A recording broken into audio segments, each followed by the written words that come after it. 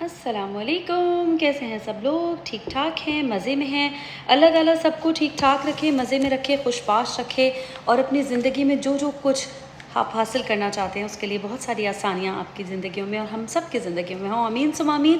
سناتے ہیں آپ کو آج کی کہانی، آج کی سٹوری، اور آج کی سٹوری ہے ایک بہت پیارے سے سارس کی، جو اپنے بہت معصوم کیوٹ چھوٹے سے بچوں کے ساتھ ایک بہت بڑے باغ میں رہتا ہے۔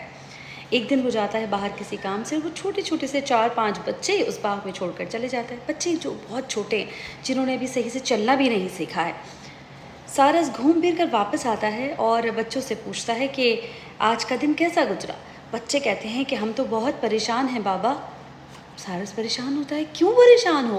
بتاتے ہیں بابا، اس باغ کا مالک آج آیا تھا اپنے بیٹوں کے ساتھ، اور وہ آپس میں یہ بات کر رہے تھے کہ اس باغ کو کاٹنا ہے، جلدی سے سارے درخت بھی کاٹنا ہے اور باغ کو خالی کیا جائے گا۔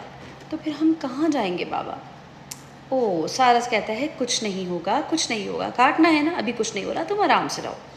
بچے مطمئن ہو جاتے ہیں۔ کچھ عرصے بعد پھر سارس کہیں باہر کام سے گیا ہوتا ہے، واپس آتا ہے، بچوں کو پھر پریشان دیکھتا ہے۔ سارس کے بچے کہتے ہیں آج بھی باغ کا مالک آیا تھا اور اس کے بیٹوں سے یہی بات کر رہا تھا کہ یہ کاٹنا ہے۔ بیٹے کہتے ہیں اچھا بابا، ہم درختوں کو کاٹ بھی لیں گے اور باغ کو خالی بھی کر دیں گے۔ سارس کا بابا جو ہوتا ہے وہ بچوں سے کہتا ہے کہ کچھ نہیں ہوگا، یہ نہ درخت کٹیں گے نہ باغ خالی ہوگا۔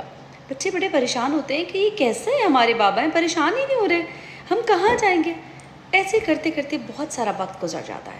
سارس کے بچے جو بہت چھوٹے تھے وہ بہت بڑے ہو جاتے ہیں، لیکن یہ پریکٹس چلتی رہتی ہے۔ اکثر باغ کا مالک آتا ہے، اپنے بیٹوں سے کہتا ہے کہ یہ درخت کاٹنے ہیں، بیٹے کہتے ہیں ٹھیک ہے بابا، کل کاٹ لیں گے، کل یہ باغ خالی ہو جائے گا۔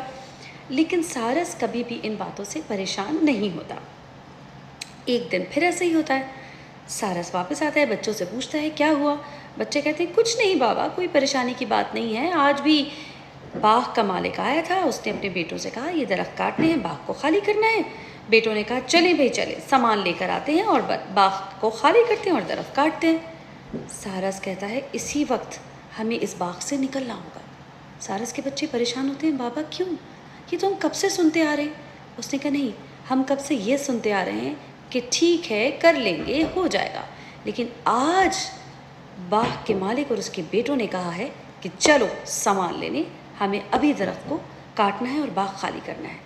جب کوئی انسان یہ کہہ دیتا ہے کہ آج ابھی اسی وقت یہ کام کرنا ہے، کام تبھی ہوتا ہے۔ جب تک ہم یہ کہتے رہتے ہیں کل کریں گے، وہ کام کبھی نہیں ہوتا، کیونکہ کل کبھی کسی نے نہ دیکھی، نہ سنی، نہ کبھی کسی کی زندگی میں آئی۔ اگر آپ کچھ واقعی حاصل کرنا چاہتے ہیں تو آج ابھی اسی لمحے میں وہ کام کیجئے اور اسی لمحے کو حاصل کیجئے، تبھی ہے اصل کامیابی۔ رکھیے گا اپنا بہت سارا خیال۔ آج کے لیے اتنا ہی۔ میرا نام ہے ارسلہ طاہر۔ اللہ حافظ۔